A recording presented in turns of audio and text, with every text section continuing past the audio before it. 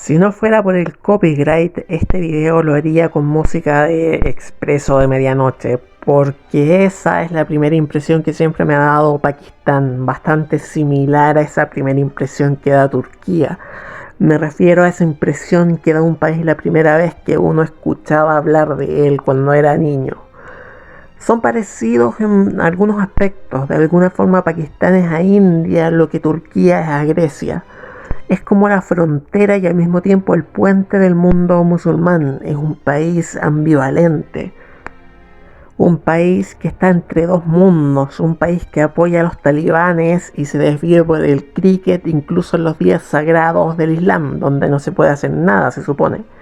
Pakistán es un crisol no tan solo de etnias, sino de visiones distintas de la sociedad, visiones distintas del mismo Islam. El motivo de este video es analizarlo como el país gracias al cual los talibanes están donde están hoy. ¿Y por qué surgieron los talibanes? Eso es obra de Pakistán. Pero no cabe duda que en sí mismo es un país lleno de contradicciones e incluso fascinante. Antes, una pequeña actualización sobre Panchir.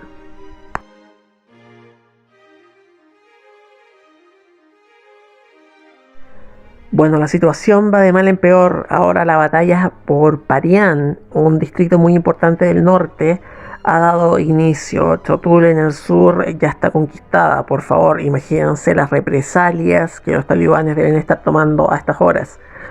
Otra cosa, a esta resistencia le está faltando apoyo tanto nacional como internacional, pero ninguna de las dos cosas es relevante desde el punto de vista moral. Doy un ejemplo: si los nazis se hubieran escondido en 1945, comienzan una campaña de atentados terroristas los siguientes 20 años, una guerra de desgaste, tanto que los aliados anuncian su retiro en 1965, pongamos 20 años después, y las guerrillas nazis vuelven al poder en Alemania diciendo que están renovados, el establishment de la época, que es igual al que hay ahora, los deja en el poder. Los judíos, los homosexuales, todo eso no importa. La estrategia de la comunidad internacional con los talibanes es claramente de apaciguamiento, una estrategia geopolítica que siempre ha fracasado. En las últimas horas ha habido ruido por un supuesto ataque con artillería pesada que habría causado numerosas bajas a los talibanes, pero eso puede ser como el anuncio de estos últimos de que conquistaron Panjshir entera. Aquí hay que filtrar bien cuando se trata de conflictos bélicos. Acá hay muchas operaciones psicológicas detrás. También es psicológico el tema de que los talibanes no quieran anunciar su gobierno hasta que conquisten Panjshir, dando una señal de que no pasa de aquí a mañana la conquista de Basarak.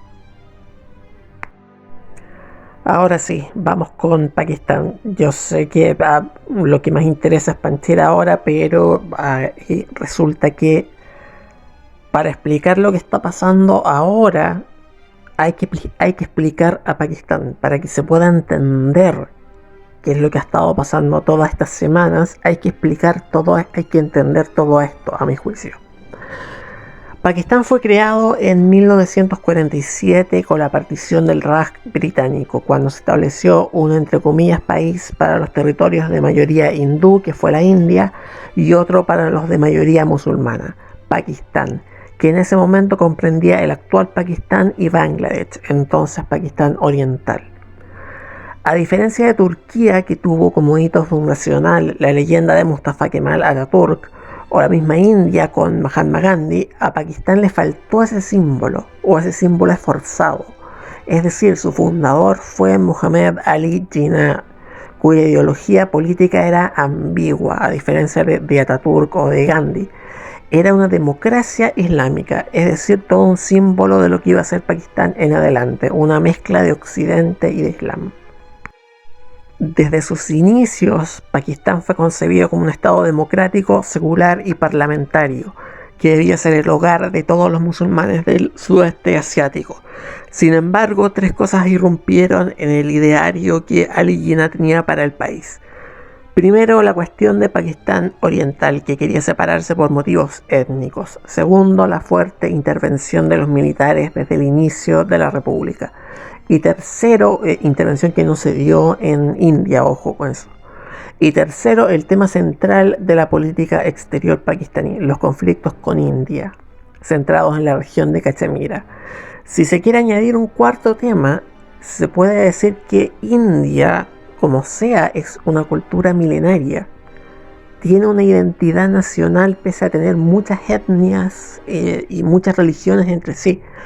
Pakistán fue una creación de los británicos. Casi un estado colchón, por así decirlo. En el fondo es una parte de India que es musulmana. No tiene una identidad propia. Bueno, las tensiones llegaron a su punto más alto con la Guerra de Liberación de Pakistán Oriental, que da lugar a Bangladesh en los años 70, que contó con el apoyo de India, y posteriormente otra derrota militar humillante frente a India, esta vez por Cachemira, que le costó esta vez el cargo y la vida al primer ministro Ali Bhutto. Esa derrota frente a India costó un golpe militar liderado por una persona cuya importancia para el mundo actual y para lo que está ocurriendo en estos momentos ha sido infravalorada. Que nadie conozca quién fue el general Muhammad Zia-Ulhaq es realmente una vergüenza. Este señor inició un régimen que fue directo responsable del surgimiento del extremismo islámico en toda la zona. En lo interno se instauró la ley islámica con todos los castigos islámicos incluidos, si bien es cierto de manera legal solo se aplicó la flagelación. En lo externo, la llegada de Zia-Ulhaq coincidió con la invasión soviética a Afganistán, con lo que los intereses de Pakistán y Estados Unidos se alinearon. Ambos países comienzan a armar a los mujahidines afganos. La ayuda estadounidense se canaliza a través de Pakistán, que la distribuye a los grupos más islamistas, que en los 80 estaban representados por Jebul Islam de Hekmayar, que a todo esto al parecer va a ser uno de los representantes, entre comillas, de la sociedad civil que va a estar en el, entre comillas, gobierno inclusivo que quieren anunciar los talibanes. La islamización de Afganistán, que hasta los 80 era un país secular, aunque muchos no lo crean hoy, fue responsabilidad de Zia-Ulhaq. Pero Zia-Ulhaq dejó otro legado aún más espeluznante. El Inter-Service of Intelligence, o ISI, es la agencia de inteligencia de Pakistán. Se llama así porque las distintas agencias de inteligencia que existían en el país quedaron en ridículo tras la guerra indo-pakistaní.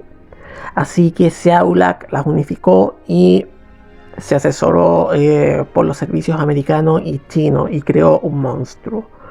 Este es uno de los servicios de inteligencia más poderosos del planeta. Ejemplo, fueron capaces de retener a Osama Bin Laden hasta que no les sirvió más y negociaron su entrega con la CIA. Pero más importante que eso, que de hecho hay gente que duda todo sobre Osama Bin Laden. Ok, cada uno con su opinión al respecto. Lo que nadie puede dudar fue la gran hazaña que consiguió el ISI. Pakistán se transformó en el primer país del tercer mundo en tener armamento nuclear, y estos tipos fueron capaces de esconderlo de todo el mundo hasta que tuvieron su primera bomba. El ISI es capaz hoy en día, en otro ámbito, de hackear a quien sea. A mí me pueden hackear a todo el mundo. Y tienen un muy buen servicio de reclutamiento. Pero peor que todo eso, crearon a los talibanes. Los talibanes son una jugada ambivalente de Pakistán. Los arman y los apoyan en Afganistán, pero los combaten en Pakistán, que es donde nacieron y donde existe una rama. Esto último principalmente porque los talibanes son un movimiento islámico por un lado y Pashtun por otro. Y en Pakistán los pashtunes son minoría en todos lados. La guerra afgano-soviética estaba afectando a Pakistán de dos maneras distintas. Una era la amenaza del comunismo y por eso Zia-Ulhaq se concentraba en armar a las milicias más islamistas, como la del mencionado Hekmayar.